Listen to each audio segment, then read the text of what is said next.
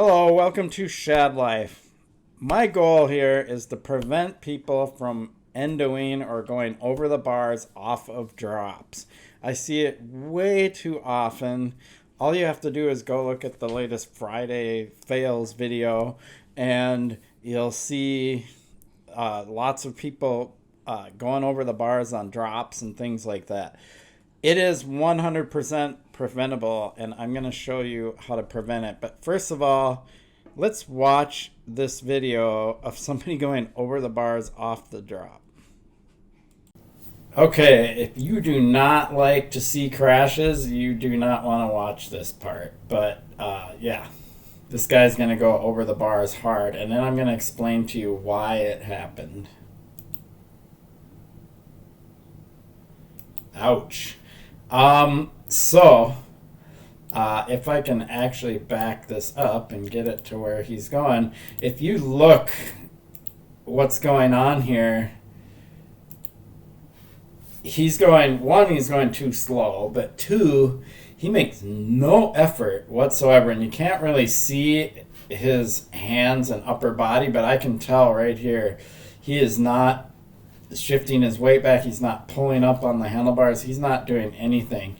So the first thing that happens is as soon as his front wheel comes off the end of that drop, gravity's going to take hold and just pull that wheel straight down.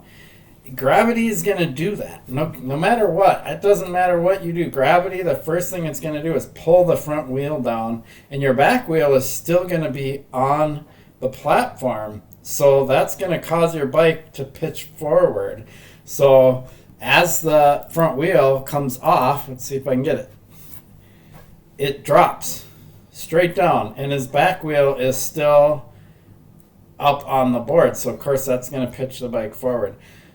You can see at this point in time, he's trying to save it. Like, his reflexes were pretty good here to try to save it. He's already like throwing his weight back. He's got his arms fully extended, but it's way too late. All of that momentum, and actually the fact that he's throwing his weight back like this now after it's too late is going to be what boosts him even more over the bars, because he's basically just going to get catapulted.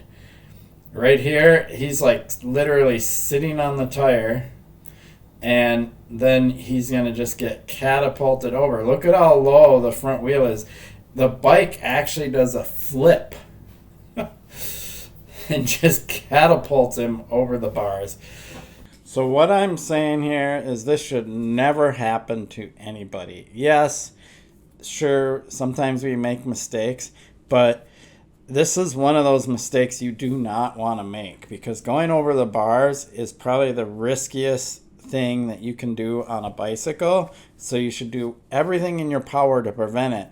And just deciding because a bunch of your friends tell you, oh, you can do it, or go faster, or whatever, but yet you've never practiced or understand the mechanics of what you need to do to go off a drop, and then you just go and send it off a drop at some trail and you go over the bars, right? Or, you know, if you're lucky, you're going to land front wheel heavy and somehow get out of it and then maybe slide out and crash. I've seen that too.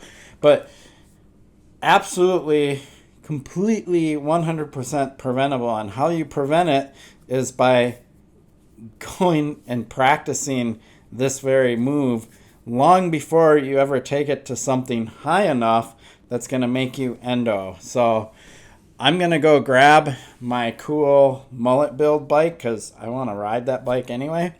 And I'm going to show you how you can practice. So by the time you go to a trail and see a drop, you know what to do.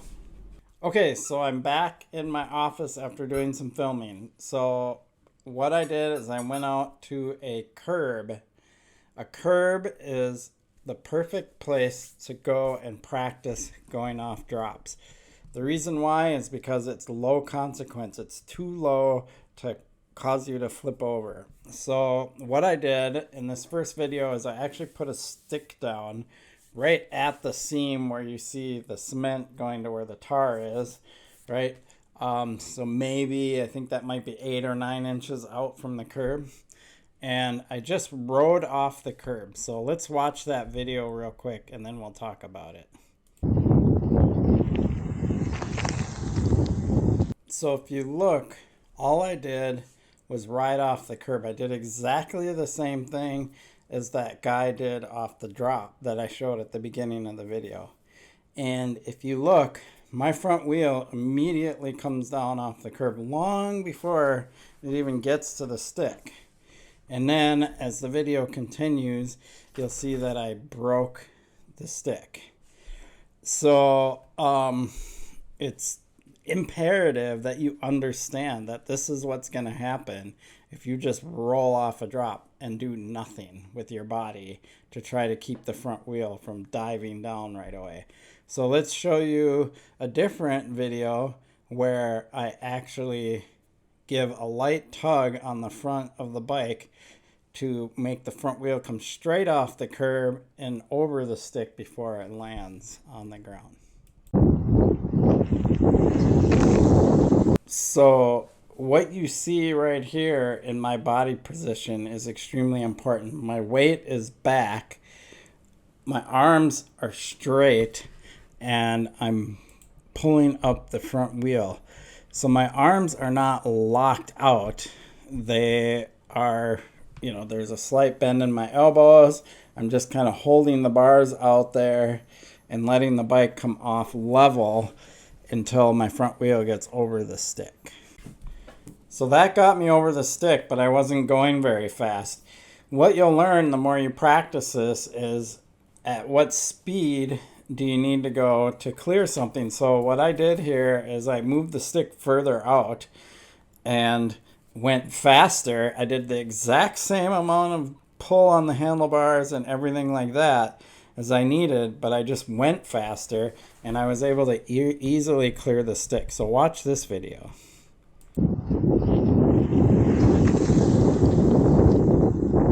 So here you can see that my front wheel landed beyond the stick. Notice my rear wheel also came down. So both my wheels came down onto the ground at the same time. I'll talk about that in a little bit, but what you want to see here is that I picked up my speed. I just pulled about the same amount as I did before, and I easily cleared the stick. So this is one of those things you can play around with. Pick up your speed. Go really slow off a curb. See how much more you have to pull if you go slow off of a curb in order to get over the stick. Versus if you go really fast, notice that you barely have to pull at all to get over the stick. So you can really adjust your speed and play around with it and really get a good feel. And that's what you want.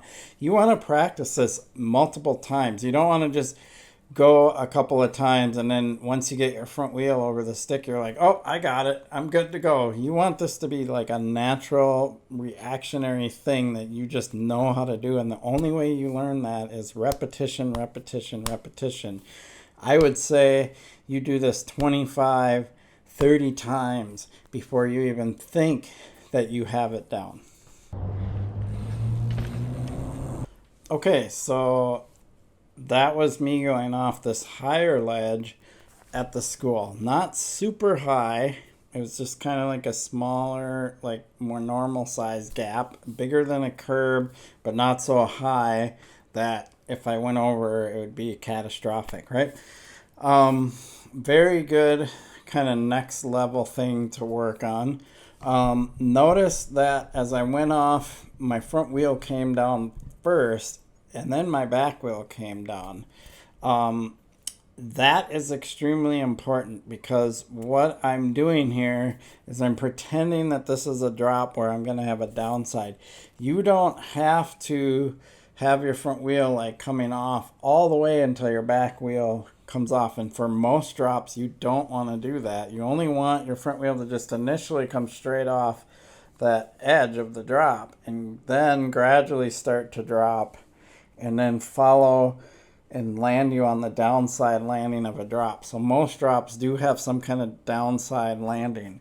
If you have a flat landing, then you absolutely want to keep the bars pulled up and come down and maybe even come down back wheel first so you can, reduce the impact. But for most drops that you're going to find on the trailer, there's going to always be some kind of downside landing on the backside.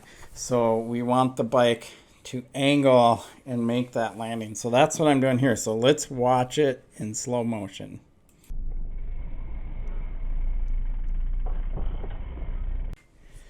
So this next and last drop that I'm going to show you, I'm actually going faster and I'm pulling a bit more, and my back wheel is actually going to come off the edge of the drop while I'm still level. So the idea here is I need to go out further before I let the bike come down. Because I'm landing on pretty much a flat surface, you'll see both wheels come down roughly at the same time. So again, I practice this in a safe spot where I can adjust my speed, I can adjust how much I pull off, and I really get it down and really understand the mechanics of it, what happens when I do certain things. And, you know, I started with a curb and got really good at the curb. Then I took it to this next level drop and got comfortable with it there. So that is the process. And then once you get comfortable with that, you're going to be much safer taking this to an actual drop on a mountain bike trail. But again, you don't want to just go for the big ones. You want to start with smaller ones and build your way up. So let's show this one in slow motion, and you'll see how I come off with both wheels before the bike comes down.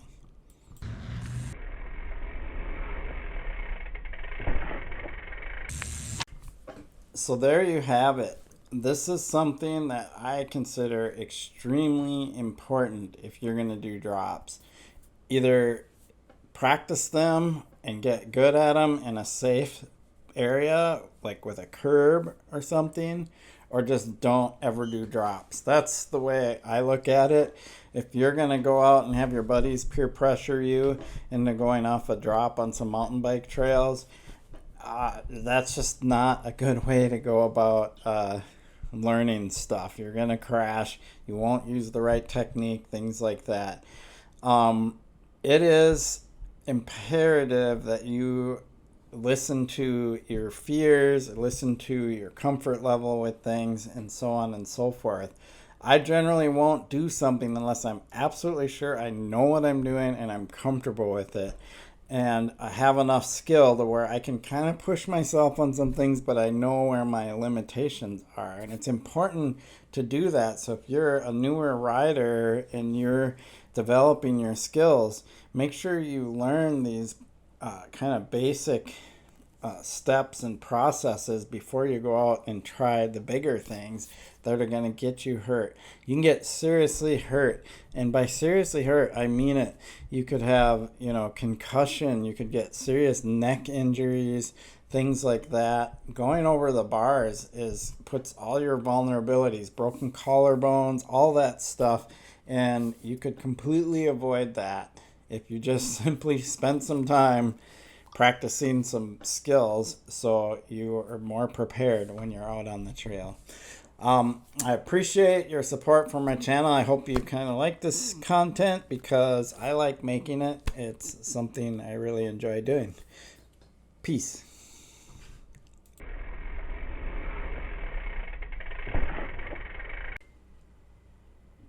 What? Wait. Why are you still here? Why aren't you out riding your bike? Go. Get out there. Get off of YouTube. Shut that stupid computer off. Go ride.